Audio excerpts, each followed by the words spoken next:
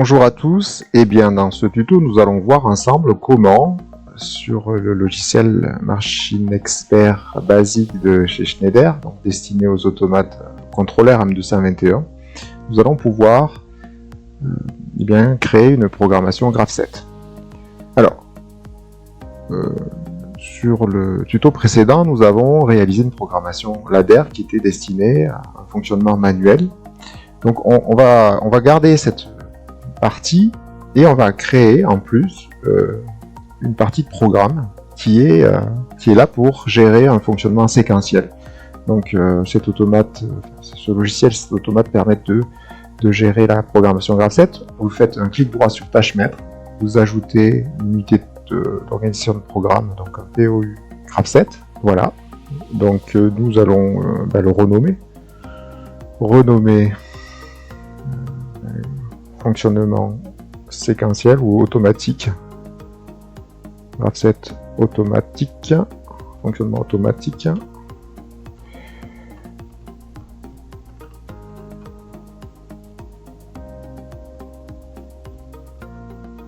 Voilà.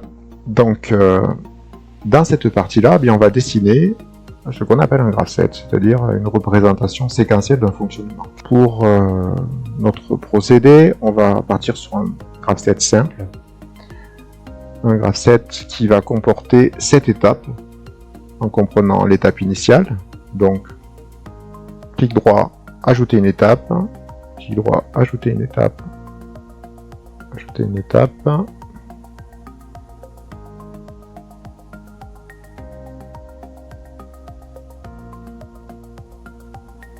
Voilà. Pour faire les liaisons entre les étapes, on place ce qu'on appelle une transition. Transition 1, transition 2. Donc on attrape la partie verte du bas de l'étape et on va vers l'étape suivante, vers le haut de l'étape suivante. Très simple. Transition 4, transition 5. Et ensuite, avec la dernière, on boucle pour remonter. Alors, est-ce que ça se fait avec la molette? Donc voilà, là on a dessiné notre premier Graph7. Alors, ce qu'il faut bien comprendre, c'est que contrairement à un Graph7 descriptif, on appelle un Graph7 partie opérative, ce qu'on retrouve dans notre dossier de réalisation, celui qu'on écrit sur le papier pour réfléchir au fonctionnement et à la façon de rédiger donc ce fonctionnement séquentiel. Dans ce logiciel Machine Expert basique, on ne va pas trouver sur le même écran à quoi vont servir les étapes et quelles sont les conditions logiques qui vont valider les transitions, ce qu'on appelle les réceptivités. Pour renseigner tout ça, il va falloir cliquer. Alors, pour les transitions, on va compléter ça soit directement en cliquant 2 fois sur la transition en question. On va tomber sur un autre écran en fait où vous avez une ligne, un rung ladder sur lequel vous allez bien renseigner les conditions logiques qui valident la transition. Ici la transition 1. Donc vous allez dans cette partie-là, en fait, placer, comme quand on renseigne un rung ladder. Donc ici, nous avons 3 conditions. Et vous notez qu'il n'y a pas de sortie. Parce qu'en fait, on ne valide pas une sortie, on valide le passage d'une étape à une autre. Donc ici, par exemple, on est sur mode automatique, il faut qu'on ait i0.0 pour le mode automatique, qu'on ait le capteur de position haute, alors c'est i0.2,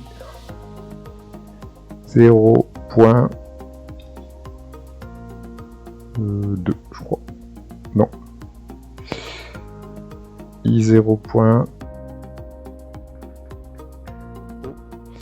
i0.5 et il faut qu'on ait un bouton départ cycle. Bouton départ cycle, c'est i0.4.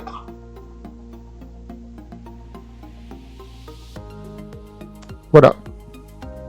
eh bien, il va falloir renseigner toutes les transitions en fonction de votre du graph set que vous avez vous-même conçu.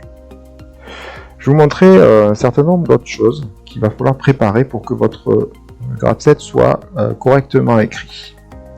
Donc ici, on a un POU pour la gestion du mode manuel, un POU pour le fonctionnement automatique. On va aussi insérer un POU pour la gestion des sorties.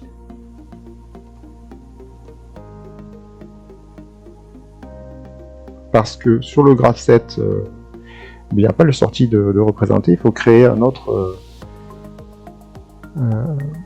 une autre partie du programme, une autre unité de programme pour gérer les sorties. Vous avez donc un rung qui correspond, un premier rung. Alors qu'est-ce qu'on va mettre? Eh bien, si vous regardez votre graph set, celui que vous avez dans votre dossier ou que vous avez vous-même conçu, vous allez vous apercevoir que vous avez des actions, donc des sorties, qui sont demandées par plusieurs étapes. Donc sur le graph set que vous avez sous les yeux, vous apercevez que par exemple le contacteur de descente va être actionné pour l'étape 2 et l'étape 3. Comment est-ce qu'on fait pour programmer cela? Ben, c'est pas compliqué du tout. Il faut simplement savoir que pour le programme, l'étape 2, elle s'appelle X2.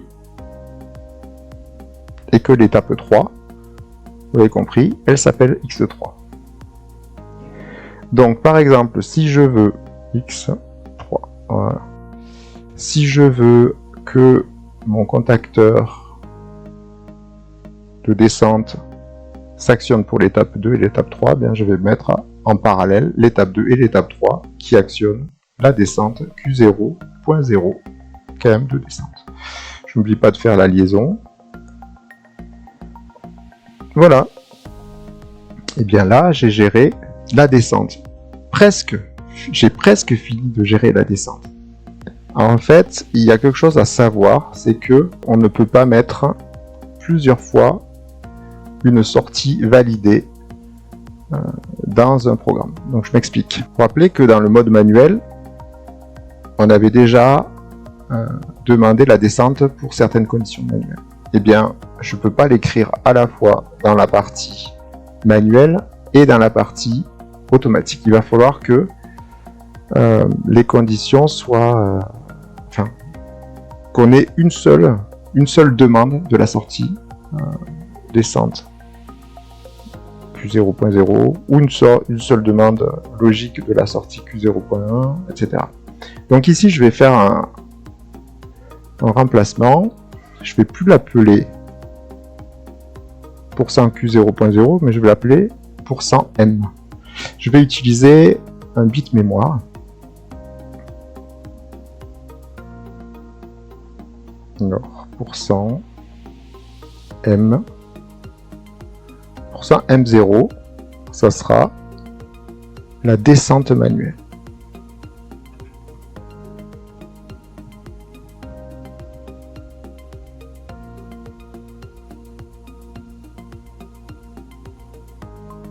Je vais le noter ici.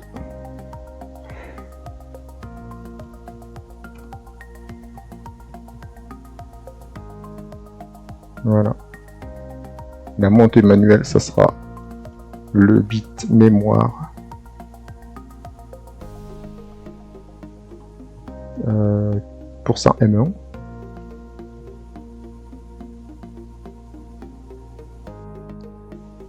Et puis le malaxage manuel.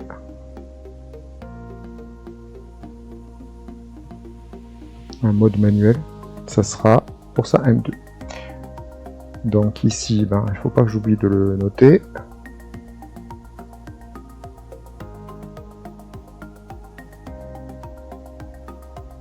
Voilà. Alors.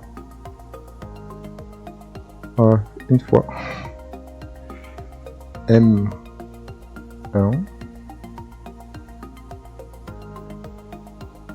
M2.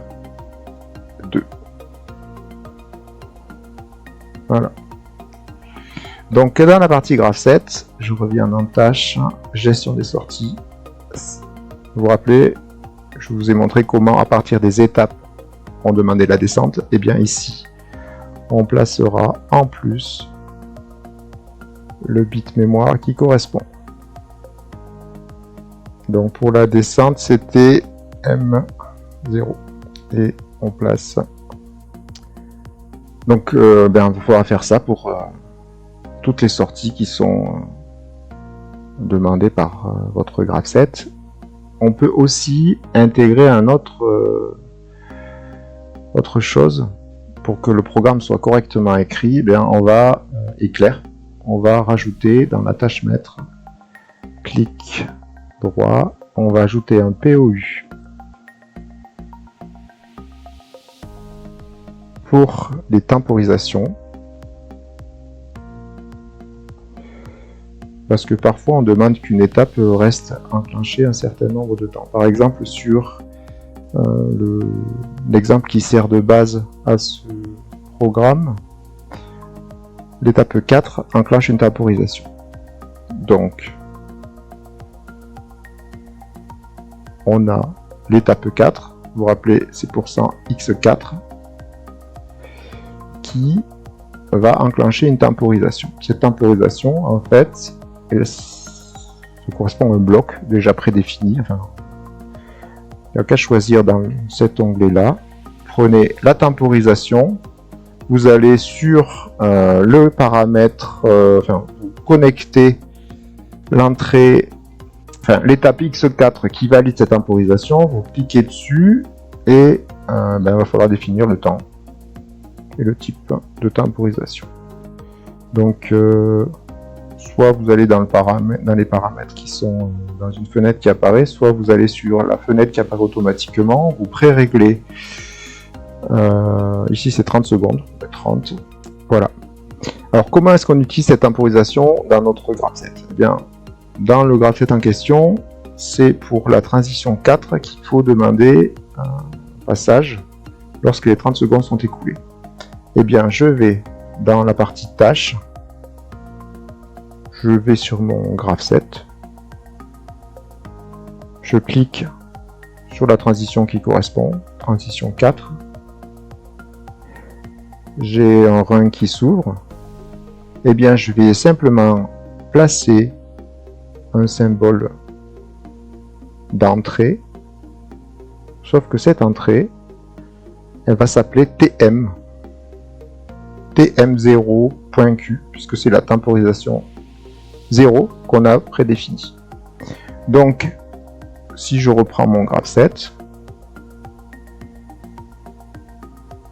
ça veut dire que pour passer de l'étape 4 à l'étape 5, il faudra que cette temporisation TM0 qui est enclenchée par l'étape 4, elle valide cette transition pour passer à l'étape 5. Voilà, et bien bonne chance et bon courage, à bientôt.